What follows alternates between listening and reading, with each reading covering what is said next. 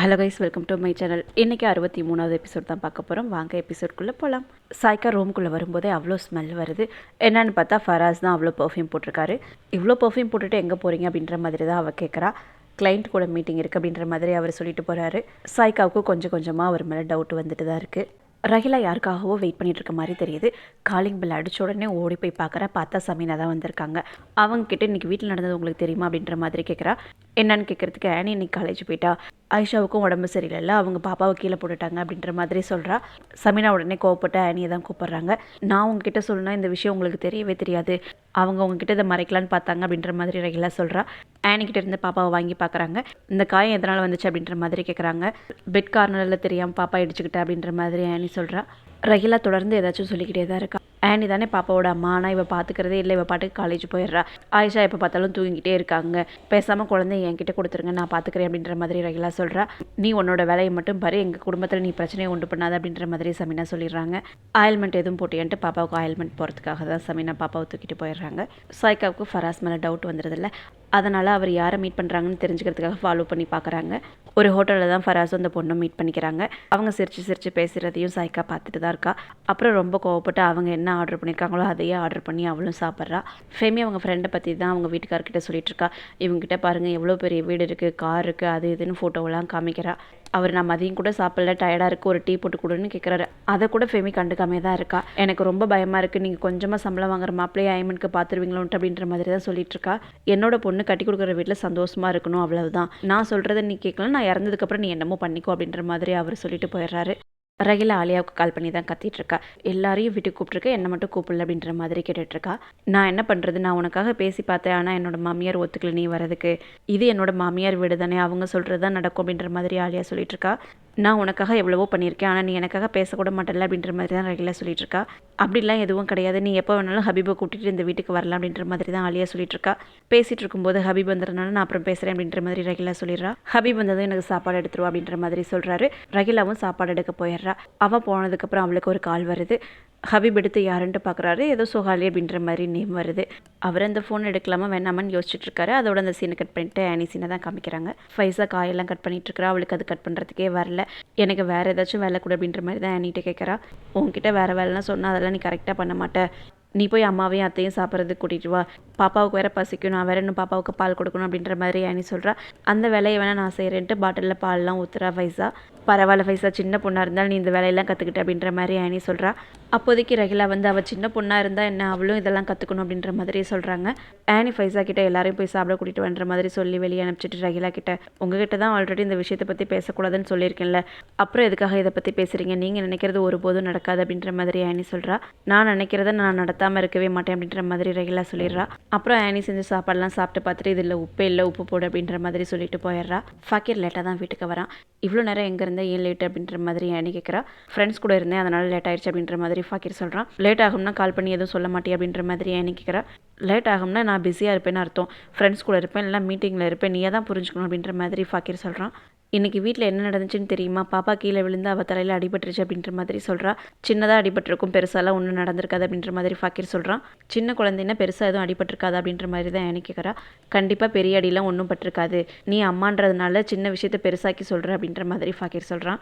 நான் அம்மா தான், நீயும் அப்பா தானே, நீ பாட்டுக்கு இதெல்லாம் கண்டுக்காமல் உன் ஃப்ரெண்ட்ஸு கூட ஊரை சுற்றிட்டு அலையிற அப்படின்ற மாதிரி எனக்கு கேட்குறா. நீ தான் பாப்பாவோட அம்மா, நீ தான் பார்த்துக்கணும் அப்படின்ற மாதிரி ஃபக்கீர் சொல்கிறான்.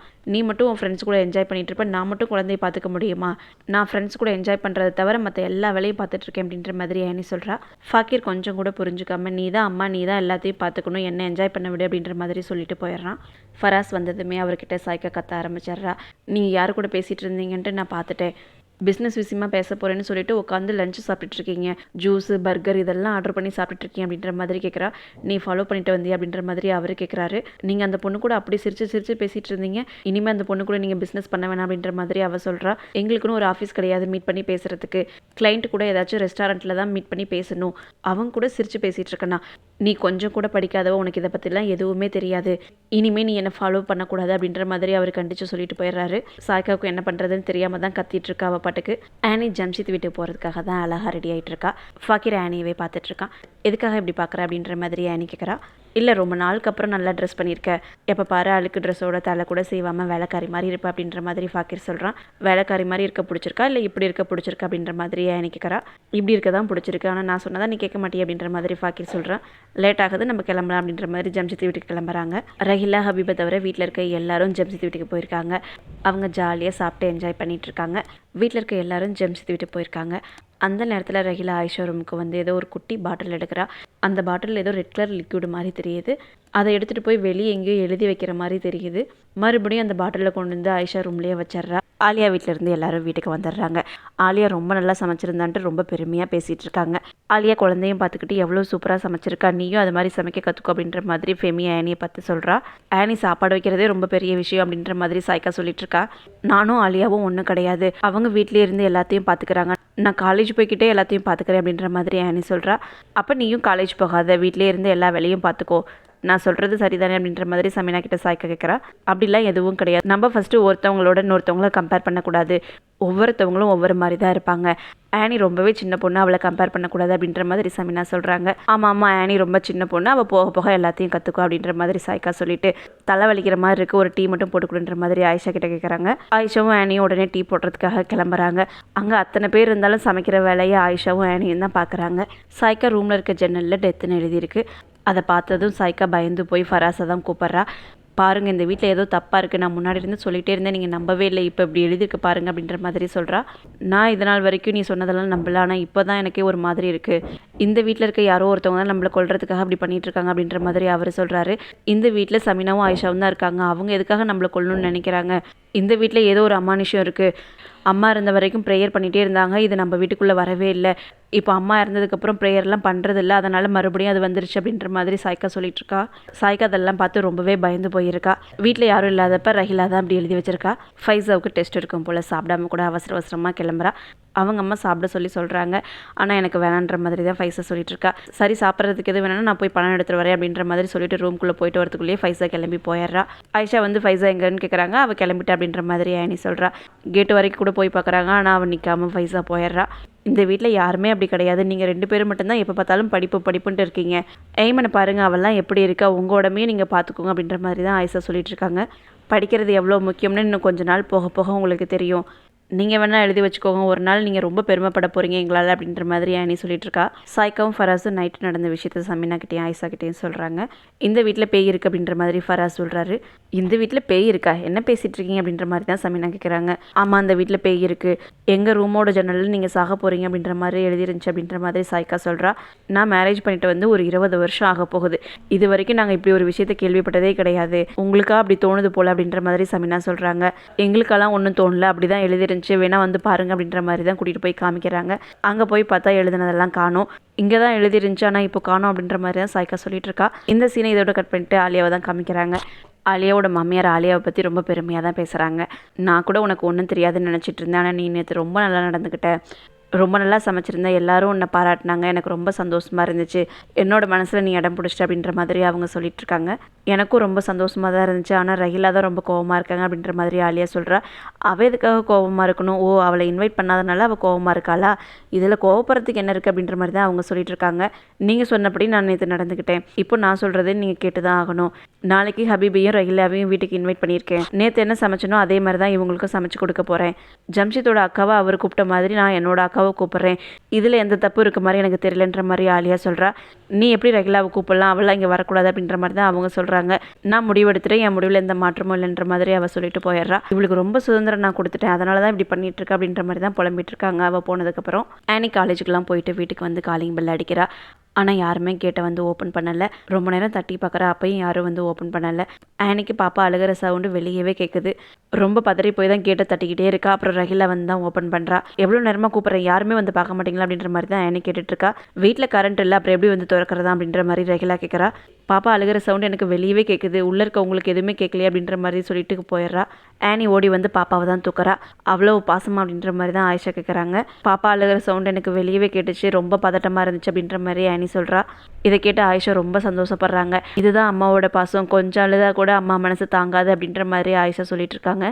வீட்டில் இருக்க எல்லாரும் உன்னை போய் சொல்கிறேன்னு சொல்லிட்டாங்களா அப்படின்ற மாதிரி தான் ஃபராஸ் சாய்க்காவை பற்றி சொல்லிட்டு இருக்காரு. அவங்க நான் சொல்கிறது உண்மைன்னு நினைக்கிறாங்களோ பொய்ன்னு நினைக்கிறாங்களோ அதெல்லாம் எனக்கு தெரியாது. என்னால் இந்த வீட்டில் இதுக்கு மேலே வாழ முடியாது. பயத்தினாலேயே தினமும் செத்துட்ருக்கேன் அப்படின்ற மாதிரி சாய்க்கா சொல்கிறா. அப்புறம் வேறு என்ன தான் வழி இருக்குது, நானும் ஜாசியா கூட சேர்ந்து மொபைல் பிஸ்னஸ் பண்ணக்கூடாதுன்னு சொல்லிட்டேன், வேறு என்ன தான் வழி இருக்குது அப்படின்ற மாதிரி அவர் கேட்குறாரு. நீங்கள் வேறு ஏதாச்சும் வேலைக்கு போங்க, நம்ம வாடகை வீடு பார்த்துக்கலாம் அப்படின்ற மாதிரி சாய்க்கா சொல்கிறா. அது அவ்வளோ ஈஸி கிடையாது, கொஞ்சம் சம்பளம் வாங்கிக்கிட்டு எப்படி எல்லாத்தையும் மேனேஜ் பண்ண முடியுன்ற மாதிரி அவர் கேட்குறாரு. சாய்க்காவும் என்ன பண்ணுறதுனே தெரியாமல் தான் இருக்கா. நான் ஜாசியா கூட சேர்ந்து மொபைல் பிஸ்னஸ் பண்ணுறேன், நமக்கு நல்ல ப்ராஃபிட் வந்ததுக்கப்புறம் வாடகை வீட்டுக்கு போய்க்கலாம் அப்படின்ற மாதிரி அவர் சொல்கிறாரு. நம்ம பிரச்சனை முடிகிற வரைக்கும் தான் நீங்கள் அந்த பொண்ணு கூட சேர்ந்து ஒர்க் பண்ணணும், அதுக்கப்புறம் அந்த பொண்ணு கூட சேர்ந்து ஒர்க் பண்ணக்கூடாது அப்படின்ற மாதிரி சாய்க்கா சொல்கிறா. அவரும் சரின்ற மாதிரி தான் சொல்லிட்டுருக்காரு. ஆனியோட ஃப்ரெண்டு தான் ஆனிக்கு கால் பண்ணி பேசிகிட்டு இருக்கா. அசைன்மெண்ட்லாம் முடிச்சிட்டியா என்ன அப்படின்ற மாதிரி கேட்டுட்ருக்கா. ஆனி நான் நாளைக்கு தான் சப்மிட் பண்ணணும் அப்படின்ற மாதிரி சொல்லிட்டுருக்கா. இவங்க பேசிகிட்டு இருக்கும்போது பாப்பா அழுகுது. ஏதோ குழந்தை அழுகிற மாதிரி சவுண்டு கேட்குது. யாரோட குழந்தை அப்படின்ற மாதிரி அவள் ஃப்ரெண்டு கேட்குறா. எனக்கு தான் சீக்கிரமே மேரேஜ் ஆயிடுச்சுன்னு உனக்கு தெரியும்ல, இது என்னோட குழந்தை தான் அப்படின்ற மாதிரி ஆனி சொல்கிறா. என்னால் நம்பவே முடியலன்ற மாதிரி அவள் ஃப்ரெண்டு சொல்கிறா. நீ என்னோட ஃப்ரெண்டு, நீ யார்கிட்டையும் சொல்ல மாட்டேன்னு தான் உன்கிட்ட சொன்னேன், சரி நான் அப்புறமா கால் பண்ணுறேன் அப்படின்ற மாதிரி ஆனி ஃபோனை வச்சிட்றா. ஒரு சின்ன பொண்ணுக்கு பயந்துக்கிட்டா நீங்கள் ஃபைஸாவுக்கு மேரேஜ் பண்ணாமல் இருக்கீங்க அப்படின்ற மாதிரி ரெகுலா ஹபீப் கிட்ட கேட்குறா. நான் ஒன்றும் ஆனிக்கு பயப்பட கிடையாது. இப்போ ஃபைஸாவுக்கு கல்யாணம் பண்ணால் செலவு அதிகம் இருக்கும், அவளுக்கு ஜுவல்லரி வாங்கணும், ட்ரெஸ்ஸு வாங்கணும், மேரேஜ்னால் எல்லாருக்கும் சாப்பாடு போடணும், அதுக்கெல்லாம் என்கிட்ட பணம் இல்லை அப்படின்ற மாதிரி அவர் சொல்கிறாரு. மாப்பிள்ளை ஒன்றும் பேராசை பிடிச்சவர் கிடையாது, அவருக்கு எதுவுமே வேணான்னு தான் சொன்னார் அப்படின்ற மாதிரி ரெகுலா சொல்கிறா. அவங்க வேணான்னு சொன்னாலும் நம்ம போடுறத போட்டு தான் ஆகணும். இப்போதைக்கு பிஸ்னஸ்லாம் சமீனா கையில் இருக்குது, எப்போ பிஸ்னஸ் நம்ம கைக்கு வருதோ அப்போ இதை பற்றி யோசிச்சுக்கலாம் அப்படின்ற மாதிரி அவர் சொல்கிறாரு. அப்போது அது வரைக்கும் அந்த பையன் நமக்காக வெயிட் பண்ணுவானா அப்படின்ற மாதிரி ரெகுலா கேட்குறா. அந்த பையன் ஒன்றும் அவ்வளோக்கு நல்ல பையன் மாதிரிலாம் தெரியல, இப்போ என்னால் எந்த செலவையும் பார்க்க முடியாது, புரிஞ்சுக்கோ அப்படின்ற மாதிரி ஹபீப் சொல்லிடுறாரு. பாப்பாவுக்கு உடம்புக்கு முடியல போல், ஹாஸ்பிட்டல் கூட்டிகிட்டு போகணும், ஃபாக்கிரை கால் பண்ணி வர சொல்லு அப்படின்ற மாதிரி ஆயிஷா சொல்கிறாங்க.